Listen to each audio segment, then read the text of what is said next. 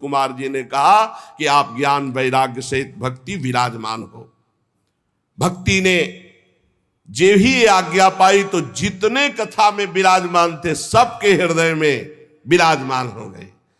सकल भुवन मध्य निर्धनास्ते पिधन्या निवसति हृदये साम श्री हरेर भक्ति रेखा हरिरपि निज लोकम सर्वथा तो विहाय प्रविशति हृदय साम भक्ति सूत्रोपनद्धा। इस जगत में भले धनवान वो नहीं है, लेकिन उनके हृदय में भगवान की भक्ति विराजमान है। तो सकल भुवन मध्य निर्धनास्ते पिधन्या, धन नहीं है पर भक्ति विराजमान है। तो बोले तीनों लोकों में वो सबसे बड़ा धन्यवाद का पात्र बन गया, क्योंकि भक्ति की डोरी से खींचकर भगवान परम धाम छोड़कर उसके हृदय में प्रकाशित हो जाएंगे। भूलोक में भगवत प्राप्ति का साक्षात उपाय बिना परिश्रम के, बिना श्रम के परम पद पहुंच जाना, ये भगवत लीला चरित्र गायन श्रवण बैठा ले दिमाग में। खूब लीला चरित्र गायन श्रवण, निश्चित भगवत प्राप्ति। जिस समय भक्ति महारानी नृत्य कर रही, ज्ञान वैराग्य नृत्य कर रहे, पूरे सभा में श्री कृष्ण गोविंद हरे मुरारे हे नाथ नारायण वासुदेव, ये कीर्तन हो रहा। उसी समय अथ वैष्णव चित्तेषु दृष्ट्वा भक्ति मलौकिकी निज लोकम परित्यज्य भगवान भक्त वत्सलः बनमाली घनश्याम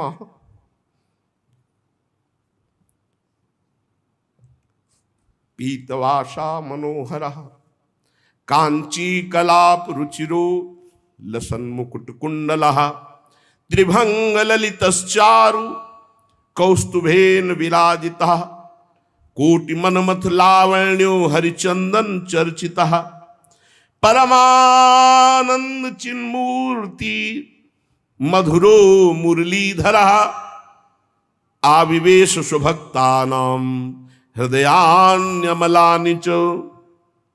उसी समय देखा कि सबके बीच में सी चरणों तक लटकती हुई बनमाला, सिर पर मोर मुकुट, कानों में कुंडल, ललित त्रिभंगी, अधरों पर वर्षी, नेत्रों में करुणा, वक्षा स्थल में कौस्तुभ मणि, श्रीअंगों में हरिचंदन चर्चित। क्या सुंदर रूप, मानो करोड़ कामदेवों की रूप माधुरी को छीन लिया गया हो। परमानंद चिन्मूर्ति, मधुराति मधुर मुरलीधर भगवान श्री कृष्ण सबके बीच में प्रकट हो गए। सब सभा खड़ी हो गई, शनकादि भी खड़े हो गए। आसपास ज्ञान वैराग्य भक्ति नृत्य कर रहे, बीच में प्राणाधार प्रभु श्री कृष्ण ललित त्रिभंगी मुरली मनोहर मोर मुकुट धारण किए। अभी तक जो गुप्त रूप से दिव्य सिद्ध थे वो भी प्रकाशित हो गए। बड़े बड़े भगवान के निज पार्षद लीला परिकर उद्धव आदि प्रहलाद, ये जो बड़े बड़े महापुरुष थे ये सब प्रकट हो गए। अब तो अद्भुत नृत्य हुआ। ज्ञान भक्ति वैराग्य सनकादि प्रहलाद नारद आदि तो वहां विराजमान ही है, उद्धव आदि, ये सब गुप्त प्रकट सब महापुरुष भगवत पार्षद ज्ञान वैराग्य भक्ति भी नृत्य कर रहे हैं। सब नृत्य जय हो जय हो। बीच में नटनागर मुरली मनोहर ललित त्रिभंगी प्रभु, कैसा अद्भुत। तदा जय जया रावो रस पुष्टिर लौकिकी चूर्ण प्रसून वृष्टिश्च मुहुः शंखरवोप्यभूत। कोई शंख ध्वनि कर रहा है, कोई जय हो जय हो। ऐसे भगवान ललित त्रिभंगी सबको सुख देते हुए विराजमान, सब बड़े बड़े महात्मा आसपास जय जयकार, नमः नमः, नमो नमः, शंख ध्वनि, पुष्प वर्षा, जय जय। कितना अद्भुत सुख! ऐसा रस प्रवाह बह चला कि कोई भी ऐसा नहीं था जो देह सुधि का विस्मरण करके भगवदानंद में न डूबा हो। देह गेहात्म विस्मृति ही तत्सभा संस्थिताम नाच, देह गेहात्म विस्मृति, कोई ऐसा सभा में नहीं बचा जो देह भाव से ऊपर न उठ गया हो। सबको देह गे की विस्मृति, एकमात्र भगवदानंद। ऐसी तन्मयता देख करके नारद जी ने कहा, मुनीश्वर गण, आज मैंने भगवान की चर्चा की महिमा देख ली। भगवान ने स्वयं कहा, मद भक्ता यत्र गायंती तत्तिष्ठामि नारद। मेरे भक्त मेरे पावन चरित्रों का गायन करते वहां मैं विराजमान रहता हूं। प्रमाण दे दिया भगवान स्वयं प्रकट होकर। इसमें संदेह नहीं कि कलिकाल में चित्त की शुद्धि के लिए भगवान की लीला कथा से बढ़कर और कोई साधन नहीं है।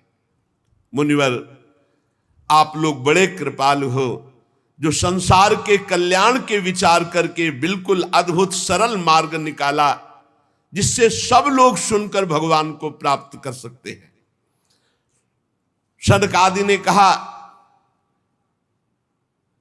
कि जो लोग सदा पाप रत रहते हैं, दुराचारी हैं, वेद के विरुद्ध मार्ग में चलते हैं, जो कामी हैं, क्रोध से जलते रहते हैं, कुटिल हैं, ऐसों को भी भगवत चर्चा भगवान की प्राप्ति करा देगी। जो सत्य कभी बोले ही नहीं, सत्य से चित हैं, सत्येन हीना पितृमात्र दूषकास तृष्णा कुलाश्चाश्रम धर्म वर्जिता, ये दंभिका मत्सरणोपि हिंसका। जो माता पिता की निंदा करने वाले, माता पिता को कटुवचन बोलने वाले, माता पिता को दंड देने वाले, ये घोर नरकों को जाते हैं। लेकिन ऐसा भी पुरुष जो तृष्णा का मारा, आश्रम धर्म का त्यागी, दंभी, दूसरों की उन्नति देखकर कुढ़ने वाला, सदैव दूसरों को कटुवचन दुख देने वाला, ऐसे लोग सब नरक जाते हैं। पर ऐसे लोगों को भी यदि भगवत चर्चा सुना दी जाए तो उनका कल्याण हो जाएगा। ये 5 महापाप हैं, इनको नष्ट करना बहुत कठिन होता है। पंचोग्र पापास छलछद्म कारिणः क्रूरा पिशाचा इव निर्दयाश्चये। कौन से महापाप? सबसे पहला शराब पीना। ये पंचोग्र पापास, ये निश्चित नरक जाते हैं। शास्त्र हमारा निषेध करता है। जिनके कानों में आवाज पड़ रही हो, प्रार्थना है आज से शराब पीना छोड़ देना। वैसे बहुत लोग छोड़ चुके, लेकिन जिनको भी अभी लग रहा हो तो कि हमारा सुख बढ़ेगा इससे, तो ध्यान दीजिए। पंचोग्र पापा ये तुम्हारा नाश कर देंगे। 5 महापाप हैं।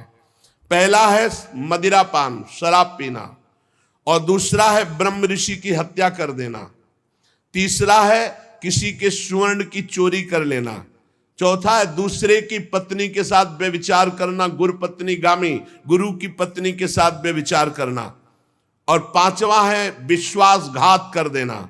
ये 5 महापाप हैं जिनको नरक में भोगने पर भी वो पूर्ण सफाई नहीं होती, फिर यहां दुर्गति योनियों को प्राप्त होते हैं जहां महान कष्ट मिलता है। ऐसे 5 महापाप करने वाले, मदिरापान, ब्रह्म ऋषि की हत्या करने वाला, स्वर्ण की चोरी करने वाला, गुरु पत्नीगामी, पराई स्त्री से व्यभिचार करने वाला और विश्वासघाती, ये 5 महापाप हैं जो नरक भोगना पड़ता है। छल छद्म परायण क्रूर पिशाचों के समान निर्दयी, जो ब्रह्म ऋषियों के धन को छीन करके पुष्ट होते हैं, ऐसे व्यभिचारी, ऐसे लोगों को भी यदि भगवान की चर्चा सुनने को मिल जाए तो पावन हो सकते हैं। इनको भी भगवान की लीला कथा अमृत सुनने को मिल जाए, किसी कारण से इनको जबरदस्ती, प्यार से, दुलार से, रिश्ते संबंध के बल से कैसे भी इन्हें सत्संग में ले आया जाए, इन्हों भगवत चर्चा सुनाई जाए, तो निश्चित इनकी बुद्धि परिवर्तित होगी, इनका कल्याण हो जाएगा। जो दुष्ट आग्रह पूर्वक मन वाणी शरीर से पाप करता है, दूसरे के भोजन क्षेत्र नैमिषारण्य में शौनकादि ऋषियों ने भगवत प्राप्ति की इच्छा से 1000 वर्ष में पूरे होने वाले एक महान यज्ञ का अनुष्ठान किया।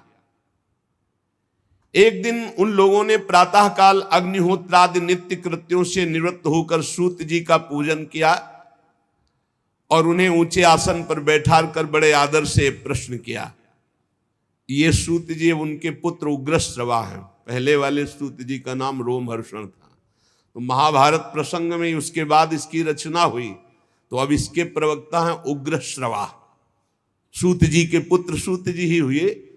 रोमहर्षण जी को तो बलराम जी ने कृपा करके परम पद पहुंचा दिया था।